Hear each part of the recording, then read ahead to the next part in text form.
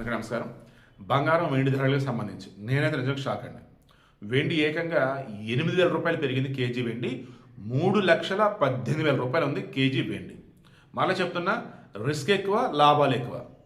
ఏం పర్లేదు, మా దగ్గర బాగా డబ్బు ఉంది, తగ్గినా సరే మేము తట్టుకోగలం అనుకుంటే ఇక వెండి అనేది బెస్ట్ ఆప్షన్. బట్ బెస్ట్ అని కూడా నేను చెప్పలేను, ఎందుకంటే అది టకటకా పడుతుంది, టకటకా పెరుగుతుంది. అంటే మొన్న మధ్య 2,10,000కి ఎంతో వచ్చి 1,50,000కి వెళ్ళిపోయింది.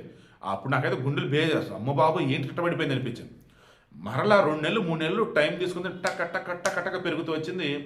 మొన్న డిసెంబర్ నుంచి జనవరి ఈ రోజు వరకు దూసుకుపోతూనే ఉంది, 3,18,000. బట్ ఇంటర్నేషనల్ మార్కెట్లో ప్రొడక్షన్ కెపాసిటీ కానీ పెరిగినట్టయితే రేట్లు పడవచ్చు అని అంటున్నారు. సో దీన్ని బేస్ చేసుకొని మీ కన్సెన్స్ అండ్ మీ దగ్గర ఉన్నటువంటి డబ్బుని బేస్ చేసుకొని వెండి కొనటమా అమ్మటమా ఏంటనేది డిపెండ్ అవ్వండి. ఓకే, బంగారం ఎప్పుడు చెప్పినట్టుగానే సేఫెస్ట్ ఇన్వెస్ట్మెంట్ అన్నట్టు ఇది.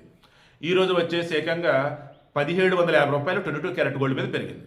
1,33,550 రూపాయలుగా ఉంది 22 క్యారెట్ గోల్డ్ 10 గ్రాములు వచ్చేసి.